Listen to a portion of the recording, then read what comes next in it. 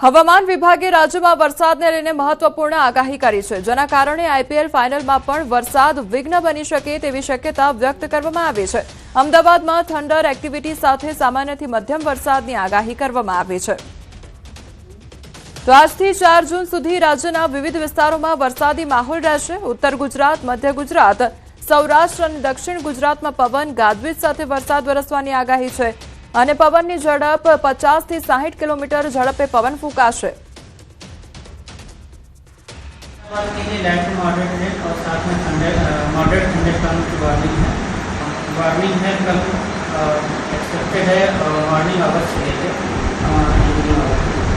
आने वाले 7 दिनों के लिए जो गुजरात स्टेट के लिए फोरकास्ट है उसमें आने वाले 7 दिनों की बात करेंगे तो डे 1 से लेकर डे 7 तक लाइट टू मॉडरेट रेन का पूर्वानुमान है गुजरात रीजन में और साथ में सौराष्ट्र और कच्छ रीजन में. और जो डिस्ट्रिक्ट हैं जहाँ पर हैवी रेनफॉल की वार्निंग है A2 के लिए वो डिस्ट्रिक्ट है अरावली, महिसागर, दाहोद और कंजूमर. और डे 3 के लिए साबरकांठा, अरावली, महिसागर, दाहोद, कंजूमर और छोटा उदयपुर. और डे 4 के लिए नर्मदा, तापी और डाउन डिस्ट्रिक्ट शामिल है जहाँ पर हैवी रेनफॉल की वार्निंग है. तो एंटायर गुजरात कोस्ट के लिए डे 1 से लेकर डे 3 तक इस समय की वार्निंग है. और मैक्सिमम टेम्परेचर की बात करेंगे तो आने वाले 5 दिनों के लिए मैक्सिमम टेम्परेचर में 3 से 5 डिग्री की गिरावट का पूर्वानुमान है. હવામાન નિષ્ણાંત અંબાલાલ પટેલે રાજ્યમાં આગામી દિવસોમાં વરસાદને લઈને મહત્વની આગાહી કરી છે. તેમના જણાવ્યા મુજબ આજથી 4 જૂન દરમિયાન ગુજરાતના વિવિધ વિસ્તારોમાં વરસાદ થવાની પ્રબળ શક્યતા છે. દાહોદ, પંચમહાલ સહિત મધ્ય ગુજરાતના વિસ્તારોમાં 1 થી 3 ઇંચ જેટલો વરસાદ ખાબકી શકે. આગામી દિવસોમાં રોહિણી નક્ષત્રનો વરસાદ થવાની શક્યતા રહે છે. હવે રોહિણી મન મૂકીને વરસશે. લગભગ હમણાં તારીખ 30મી તારીખ એટલે આજથી જ લગભગ 2-4 જૂન સુધીમાં રાજ્યના ઘણા ભાગોમાં ભારે વરસાદ થવાની શક્યતા રહે છે. જેમાં દાહોદ, પંચમહાલ વગેરેમાં ભારે વરસાદ થવાની શક્યતા રહે છે. અમદાવાદ, ગાંધીનગરમાં પણ હવામાન પલટા છે અને ક્યાંક વરસાદ થવાની શક્યતા રહે છે. દક્ષિણ ગુજરાતના ભાગોમાં લગભગ 1 ઇંચ કે તેથી વધુ વરસાદ થવાની શક્યતા રહે છે. ભાગોમાં વરસાદ થવાની શક્યતા રહે છે. આ ઉપરાંત મહુવા, ભાવનગરના ભાગોમાં વરસાદ થવાની શક્યતા રહે છે. તદ ભાગોમાં 1 ઇંચ કે તેથી વધુ વરસાદ થવાની શક્યતા રહે છે. તારીખ 4 બાદ તારીખ 20ની આજુબાજુમાં અણધારો વરસાદ થવાની શક્યતા રહે છે અને તારીખ 18, 19 કે 20 જૂનથી લગભગ 28 જૂન સુધીમાં આદ્રા નક્ષત્રનો વરસાદ, મુક્ષિતના આદ્રા નક્ષત્રનો વરસાદ થવાની શક્યતા રહે છે. ખેડૂત ભાઈઓએ આદ્રા નક્ષત્રમાં વાવેતર કરવું સારું રહે, પરંતુ આ વખતે અલ નીનોની અસર મોટી છે. અલ નીનોની અસર સેન્ટ્રલ ભારતમાં થવાની શક્યતા રહે છે. પૂર્વ ભારતમાં ચોમાસું સારું રહેશે. સમાચારમાં આગળ વાત કરીશું આઈપીએલની ફાઇનલ મેચ વિશે.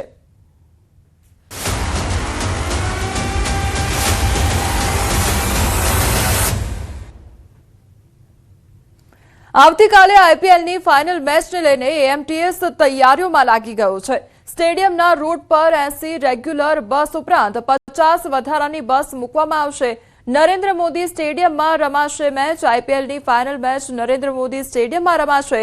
તો આરસીબી અને જીટી વચ્ચે રમાશે ફાઇનલ મેચ. એએમટીએસ અને બીઆરટીએસ બસોમાં કરવામાં આવશે વધારો. સ્ટેડિયમની આસપાસ બીઆરટીએસની હાલ 36 બસ કાર્યરત છે. વધુ બીઆરટીએસની 16 બસો પણ મૂકવામાં આવશે. તો કુલ બીઆરટીએસની 52 બસો આવતીકાલે સ્ટેડિયમ રૂટ ઉપર દોડાશે. જે દર્શકો નરેન્દ્ર મોદી સ્ટેડિયમ ખાતે જવાના છે તેઓ સરળતાથી અવરજવર કરી શકે તેના માટે નરેન્દ્ર મોદી સ્ટેડિયમની આજુબાજુમાં નજીકના રૂટમાં અમારે ઓલરેડી જે 36 બસો ચાલે છે એ ઉપરાંત અમે વધારાની 16 બસીસનું ડિપ્લોયમેન્ટ કરેલું છે, જે આવતીકાલે બપોરે 3:30 વાગ્યાથી મેચ પૂર્ણ થાય ત્યાર સુધી આ સુવિધા ઉપલબ્ધ રહેશે. ગુજરાત ફાઇનલમાં પ્રવેશતા જ અમદાવાદની હોટલ ઇન્ડસ્ટ્રીમાં તેજીનો માહોલ જોવા મળી રહ્યો છે. વૈશ્વિક યુદ્ધની સ્થિતિ અને મોંઘા ફ્લાઇટ કનેક્શન છતાં મેચને પગલે હોટલ બુકિંગમાં જોરદાર ઉછાળો જોવા મળી રહ્યો છે. મે મહિનાની ભારે મંદી વચ્ચે ક્રિકેટ ફીવરે હોટલ ઉદ્યોગને મોટો આર્થિક સપોર્ટ આપ્યો છે. અમદાવાદની 5 સ્ટાર હોટલોમાં રૂમના ભાવ 12,000થી લઈને 15,000 રૂપિયા સુધી પહોંચી ગયા છે. તો 5 સ્ટાર હોટલના ભાવમાં 40% જેટલો વધારો થયો છે. નાની 3 સ્ટાર હોટલોમાં પણ રૂમ ભાડા 6,000 થી 7,000ની આસપાસ નોંધાયા છે. તો ટિકિટ અને ફ્લાઇટની અવેલેબિલિટી વધતા જ સાંજ સુધીમાં પ્રવાસીઓનો ઘસારો હજુ વધવાની પ્રબળ શક્યતા છે. એ હિસાબે જેમ ગઈ ફાઇનલના પ્રમાણમાં અત્યારે હોટલનું બુકિંગ ઓછું છે, છતાંય અત્યારે અમારે હોટલ ઇન્ડસ્ટ્રીની બિલકુલ મંદી હોવાથી એમાં અત્યારે અમારે હોટલ ઇન્ડસ્ટ્રીને મોટો ફાયદો થઈ રહ્યો દેખાઈ રહ્યો છે. અત્યારે 5 સ્ટારમાં જે મોટી 5 સ્ટારો છે એમાં અત્યારે 12,000 થી 15,000માં રૂમ મળી રહે છે. બાકી નાની 3 સ્ટારની હોટલમાં 6,000 થી 7,000 રૂમમાં અત્યારે રૂમ અવેલેબલ છે. પણ જો સાંજ સુધી ધીરે ધીરે ઘસારો વધતો જશે, જેમ જેમ લોકોને ટિકિટની અવેલેબિલિટી અને ફ્લાઇટની ટિકિટની અવેલેબિલિટી થશે એમ થોડો ઘસારો વધતો જશે. અને કાલ સવાર સુધી લગભગ મને એવું લાગે છે કે ગુજરાતની હોટલો, અમદાવાદની હોટલો લગભગ 70-80% ફૂલ થઈ જશે. રાજકોટમાં ધીરેન્દ્ર શાસ્ત્રીના આગમન પહેલા પડકાર પર પડકાર જોવા મળી રહ્યા છે. હવે ધીરેન્દ્ર શાસ્ત્રીના સમર્થનમાં જિગ્નેશ રામાવતનો વિડીયો સામે આવ્યો છે. સનાતન ધર્મના કાર્યમાં વિઘ્ન ઊભું કરનારાઓ પર પ્રહાર કરવામાં આવ્યા છે. જો અડચણ ઊભી કરશો તો ગાંધી માર્ગે નહીં, ક્રાંતિના માર્ગે તમારો વિરોધ કરીશું તેવું કહ્યું છે. હિન્દુ વિરોધી તત્વોને વિરોધ કરતા અટકી જવા જિગ્નેશ રામાવતની લલકાર આપવામાં આવી છે. હું ખુલ્લો પડકાર, ચેતવણી, ધમકી આપું છું. જે સમજવું હોય તે સમજી લેજો તેવું જિગ્નેશ રામાવત દ્વારા કહેવામાં આવ્યું છે. તમને ખુલ્લી ચેલેન્જ આપું છું, ધમકી આપું છું, ચેતવણી આપું છું. તમે જે સમજવું હોય સમજી લેજો. જો તમે આ હિન્દુ સનાતન ધર્મના આ કાર્યમાં જો ક્યાંય વચ્ચે આવ્યા તો તમારી હારે ગાંધી માર્ગે નહીં પણ ક્રાંતિના માર્ગે તમારો હું વિરોધ કરીશ. તમને હું મુંહ તોડ જવાબ આપીશ. કેરળમાં ચોમાસા પહેલા વરસાદ. તિરુવનંતપુરમમાં સતત વરસાદ ખાબકી રહ્યો છે. અનેક નીચાણવાળા વિસ્તારો જળબંબાકાર બની ગયા છે તો શહેરના મુખ્ય માર્ગો પર પાણી ભરાઈ ગયા છે. હવામાન વિભાગે આગામી દિવસોમાં પણ ભારે વરસાદની આગાહી કરી છે અને લોકોને સાવચેતી રાખવા માટે સૂચના આપવામાં આવી છે. સ્થાનિક પ્રશાસન એલર્ટ મોડમાં છે અને સંભવિત પરિસ્થિતિને પહોંચી વળવા જરૂરી વ્યવસ્થાઓ ગોઠવી રહ્યું છે. તો વરસાદી માહોલ વચ્ચે લોકોની અવરજવર પર પણ અસર જોવા મળી રહી છે. અમદાવાદની સિટી સીયુ શાહ કોલેજમાં બીકોમ સેમેસ્ટર 2ના વિદ્યાર્થીઓની મુશ્કેલીઓ વધી છે. વિદ્યાર્થીઓના આક્ષેપ મુજબ પ્રોફેસરે નવા અભ્યાસક્રમના બદલે જૂનો અભ્યાસક્રમ ભણાવ્યો હતો, જેના કારણે એનએસએસ વિષયની પરીક્ષામાં નવા સિલેબસ આધારિત પ્રશ્નપત્ર આવતા વિદ્યાર્થીઓ મૂંઝાઈ ગયા. કોલેજમાં રજૂઆત છતાં યોગ્ય જવાબ ન મળતા વિદ્યાર્થીઓ યુનિવર્સિટીમાં કુલપતિને રજૂઆત કરી તો એનએસયુઆઈના દાવા મુજબ કુલપતિએ કોલેજની ભૂલ સ્વીકારી તપાસ કમિટી બનાવી કાર્યવાહી કરવાની ખાતરી આપી છે. વિદ્યાર્થીઓએ જવાબદાર પ્રોફેસર સામે કડક કાર્યવાહી કરવાની માંગ ઉઠાવી છે. ગુજરાત યુનિવર્સિટીની હાલ પરીક્ષાઓ ચાલી રહી છે. એમાં BSM2નું આજે NSSનું પેપર હતું. વિદ્યાર્થીઓ સિટી શિવ શાહ કોલેજના હતા 300થી વધારે વિદ્યાર્થીઓ. હવે સિટી શિવ શાહ કોલેજમાં વિદ્યાર્થીઓને ભણાવવામાં આવ્યું હતું કંઈક જૂના કોર્સનું અને પેપર હતું નવા સિલેબસનું. એટલે ક્યાંક ને ક્યાંક યુનિવર્સિટી અને કોલેજ બંનેની જે વ્યવસ્થા હોવી જોઈએ વ્યવસ્થાના અભાવના કારણે વિદ્યાર્થીઓ આજે ભોગ બન્યા છે. તમામ લોકોમાં ચર્ચા વિચારણા પોણો કલાક સુધી ચાલીને 15 મિનિટ માટે વિદ્યાર્થીઓને એવું કહેવામાં આવ્યું કે હવે તમે પેપર લખો. હવે 15 મિનિટમાં વિદ્યાર્થીઓ કેવી રીતે પેપર લખે? જે ભણ્યા જ નથી એ एंड पेपर की थी लखा है। हमारी एनएसएस की एग्ज़ाम थी और प्रॉब्लम ये हुआ कि हम लोगों को पुराना सिलेबस पढ़ाया गया और सिलेबस जो 2023-24 का था वो पूछा गया और जब हमने ये चीज़ के बारे में बोला तो उन्होंने 40 मिनट्स तक तो कुछ एक्शन नहीं लिया, वो इधर उधर घूम रहे थे। फिर बाद में लास्ट 20 मिनट्स में आके बोल रहे कि आपको जितना आता है उतना लिखो, हम ग्रेस दे देंगे, या अगर आपको नहीं लिखना तो आप छोड़ के चले जाओ। जो एग्ज़ाम हुई थी एनएसएस की उसमें ऐसा था कि पेपर देखते ऐसा था कि हमारे सिलेबस में है ही नहीं और जो हमें पढ़ाया गया था उसके आउट ऑफ बाहर ही आया हुआ था और एक कॉलेज में भी उसी के हिसाब से पढ़ाया गया था। हम ये चाहते हैं कि या तो फिर से री एग्ज़ाम हो या फिर हमारे मार्क्स बढ़ा दिए जाए। અમદાવાદમાં એસએમસીનું હુક્કા બાર પર મેગા સર્ચ ઓપરેશન હાથ ધરવામાં આવ્યું છે। ડીજીપીના આદેશ બાદ રાજ્યભરમાં કાર્યવાહી કરવામાં આવી છે। હુક્કા બાર સામે એસએમસી દ્વારા કડક કાર્યવાહી કરવામાં આવી છે।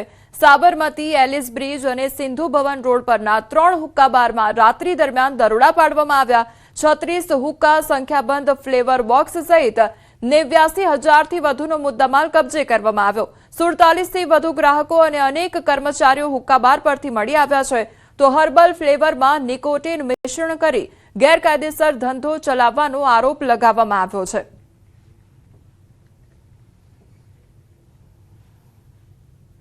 ગીરના સિંહોમાં ઘાતક બબેસિયા ઇન્ફેક્શન ફેલાતા વન વિભાગ એલર્ટ મોડમાં આવી ગયો છે, જેના કારણે સિંહોના બીજા ઘર ગણાતા પોરબંદરના બરડા અભયારણ્યમાં પણ આગોતરા સાવચેતીના પગલાં લેવાઈ રહ્યા છે.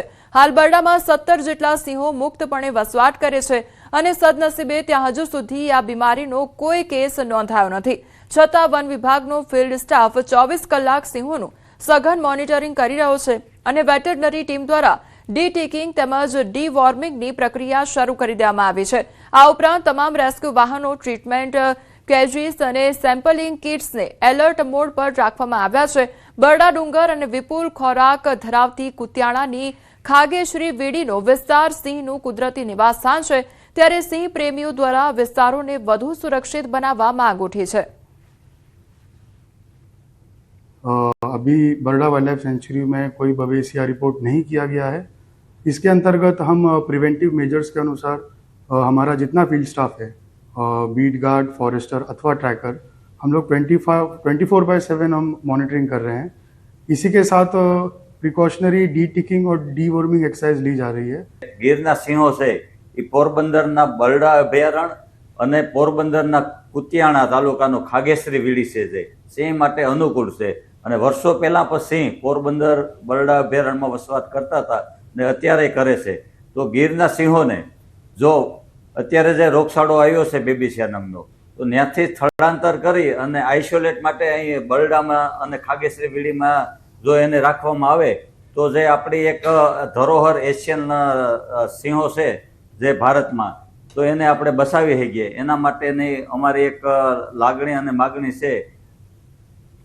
છોટાઉદેપુરના બોડેલી ખાતે નર્મદા કેનાલ વિસ્તારમાંથી પસાર થતી એક પિકઅપ ગાડીમાં ગૌ પશુધન ભરેલું હોવાની માહિતી મળતા હિન્દુ અને મુસ્લિમ સમાજના ગૌરક્ષકો એકત્ર થઈ ગાડીને અટકાવી તપાસ હાથ ધરી હતી. તપાસ દરમિયાન ગાડીમાંથી 7 જેટલા ગૌવંશ મળી આવ્યા હતા, જ્યારે પશુઓ માટે પાણી અને ચારા જેવી જરૂરી સુવિધાનો અભાવ હોવાનું પણ સામે આવ્યું હતું. જેમાં નાની ગાડીની અંદર 7 જેટલા ગૌવંશો ભરેલા હતા અને એ લોકો કતલખાને લઈ જતા હતા, જેને સફળતાપૂર્વક આજે બધા સાથે મળીને બધાના સહયોગથી બચાવવામાં આવ્યા છે. સુરત સાયબર ક્રાઇમ સેલે આંતરરાજ્ય અને આંતરરાષ્ટ્રીય કનેક્શન ધરાવતા કેબીસી લોટરી ફ્રોડ રેકેટનો પર્દાફાશ કરી મહત્વની સફળતા મેળવી છે. પાકિસ્તાનથી ઓપરેટ થતા ઠગાઈના રેકેટમાં સંડોવાયેલા આરોપીઓને આસામથી ઝડપી પાડવામાં આવ્યા. ઠગોએ ફરિયાદીને કેબીસી લોટરીમાં કરોડો રૂપિયાનું ઇનામ લાગ્યું હોવાનું જણાવી અલગ અલગ ચાર્જના નામે કુલ ₹13,51,000 રૂપિયાથી વધુની રકમ પડાવી લીધી હતી. આ કેસમાં જે ફરિયાદી છે એમને 2 કોલ આવ્યું હતું અને એમ જણાવવામાં આવ્યું કે તમને કેબીસીમાં 25 લાખ અને 8.5 લાખ રૂપિયાની લોટરી લાગેલી છે અને આ રકમ લેવા માટે તમને ચાર્જ પેટે કુલ 13.5 લાખ રૂપિયા આપવું પડશે અલગ અલગ બેંક ખાતાઓમાં. તો એ વોટ્સએપ કોલ જે ફરિયાદી છે એમને પાકિસ્તાનથી આવેલું હતું, ટ્રાન્સફર કરાવવામાં આવ્યું હતું પૈસા. તો એ તમામ ખાતાઓ આસામના હતા. ત્યાં લગભગ 7-8 દિવસ સુધીની આ ઓપરેશન ચાલી, જેમાં પછી મુઝફ્ફર અલીની ધરપકડ કરીને એમના ફોન જોવામાં આવ્યું તો ખબર પડી કે ખરેખર એમનું સીધું કોન્ટેક્ટ અબ્દુલ્લા સાથે હતું.